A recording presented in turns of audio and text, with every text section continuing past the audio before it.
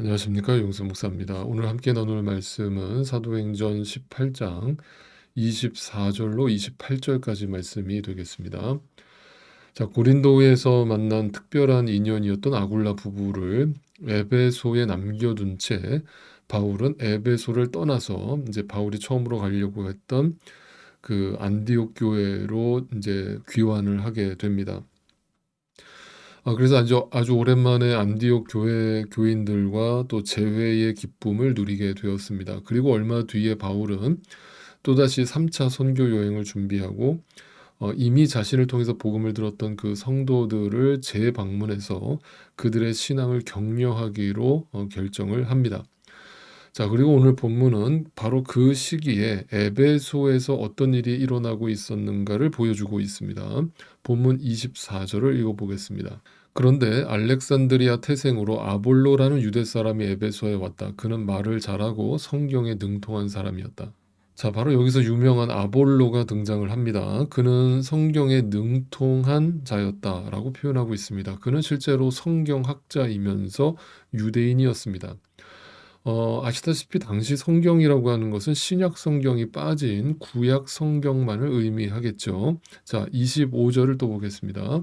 그는 이미 주님의 도를 배워서 알고 있었고 예수에 관한 일을 열심히 말하고 정확하게 가르쳤다. 그렇지만 그는 요한의 세례밖에 알지 못하였다. 자, 아볼로는 구약 성경에 능통한 사람이었습니다. 그리고 주의 도를 배웠습니다. 여기서 도라고 하는 것은 주님의 말씀, 주님의 진리를 뜻하죠. 다시 말하면 예수님에 대해서 알고 있었다는 것을 의미합니다. 자, 이 말은 구약의 모든 예언이 예수 그리스도를 설명하고 있다는 것을 그가 그 도를 깨우쳤다, 그 도를 알게 되었다라는 것을 의미합니다. 그런데 그에게 한 가지 중요한 결점이 있었는데 요한의 세례밖에 알지 못했다라고 설명합니다. 이게 무슨 뜻입니까? 다시 말하면 예수 그리스도를 알고는 있었지만 예수님의 십자가 사건과 부활 사건의 의미만큼은 제대로 이해하지 못하고 있었다는 것을 의미합니다. 다시 말하면 복음의 핵심이라고 할 수 있는 십자가 사건과 부활 사건에 대해서는 전혀 무지했다. 자, 이런 상황에서 이제 성경을 부분적으로밖에 알지 못했다라는 것을 의미하기도 합니다. 이것은 오늘날도 마찬가지인 것 같습니다. 이렇게 얘기를 나누다 보면 분명히 성경에 대해서 알고 있어요. 그런데 이렇게 들어보면 뭔가 이렇게 조각조각 알고 있는 분들을 보게 됩니다. 뭔가 정리가 되어 있지 않고 성경에 대한 분명한 기준이 없는 거예요. 그리고 뭔가 왜곡되어 있고 잘못된 성경적 지식을 마치 진리인 양 믿고 있는 분들을 종종 뵙는 거예요. 그러니까 그분 안에 생명의 복음이 진리로서 역사하지 않기 때문에 뭔가 신앙생활에 자유함이 없고 하나님이 주시는 평안함이 없는 거죠. 그러니까 뭔가 쫓기듯이 신앙생활을 하시는 분들을 가만 보면 뭔가 조각조각 성경에 대해서 많이 알고 있는데 그 핵심을 알지 못하는 거예요. 생명의 복음에 대해서 접근하지 못하고 있는 것입니다. 안타깝죠. 아볼로도 마찬가지였던 거예요. 예수님은 알고 있었지만 그리고 그 예수를 실제로 가르치고 전하는 역할까지 했었지만 부분적으로 띄엄띄엄 알고 있었던 겁니다. 그 복음의 깊이를 다 이해하지 못했던 것이죠. 자, 그러자 어떤 일이 벌어집니까? 26절입니다. 그가 회당에서 담대하게 말하기 시작하니, 자, 회당에서 아볼로가 담대하게 말했습니다. 왜냐하면 자기가 알고 있는 것이 전부라고 생각했기 때문에 자기가 알고 있는 그 지식이 진리이고 그것이 전부라고 확신했기 때문에 담대하게 설교를 했어요. 그런데 브리스길라와 아굴라가 그의 말을 듣고 있다가 뭔가 2%가 부족하단 말이에요. 뭔가 부분적으로 알고 있단 말이에요.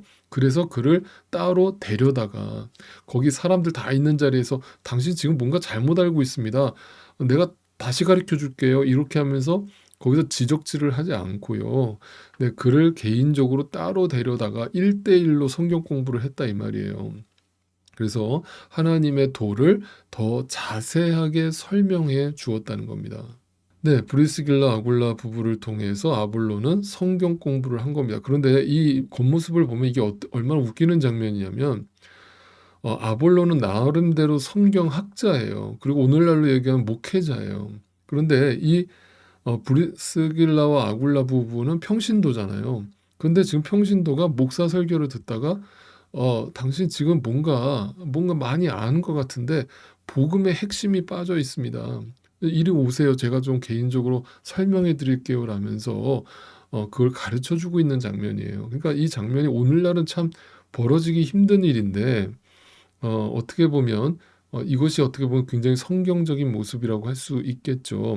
어떤 직책이나 나이나 이런 걸 따지는 게 아니라 정말 저 사람이 복음을 알고 있느냐, 성경을 제대로 알고 있느냐. 그렇다면 그 사람이 비록 나보다 나이가 어리고 나보다 교회에서 어떤 직분이 없는 사람이라 할지라도 그 사람의 말에 귀를 기울일 수 있는 사람이 믿음의 사람이고 성령의 사람이겠죠. 자, 이 성경 공부는 그래서 단 한 번에 이루어진 어떤 성경 공부가 아니었습니다. 여러 차례에 걸쳐서 반복적으로 이루어졌던 성경 공부였습니다. 저도 지금까지 수도 없이 성경 공부를 인도했습니다만 제일 어려운 분들이 있는데 그 어려운 분들이 뭐냐면 기존의 성경에 대한 어떤 지식을 잘못 가지고 계신 분들이에요. 그분들은 자신이 알고 있는 그 지식이 지금 이 아볼로처럼 아주 담대해요.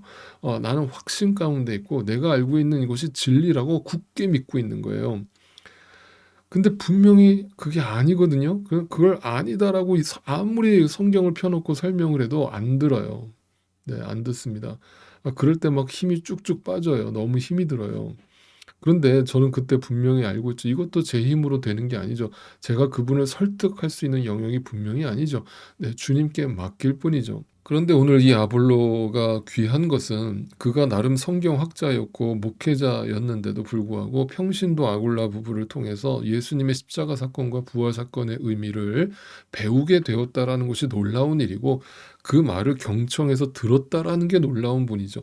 그 마음의 문을 활짝 열어주신 분은 분명 성령 하나님이시지만 그 말씀을 듣고 배우고자 하는 그의 자세 또한 귀한 것이라고 볼 수 있을 것입니다.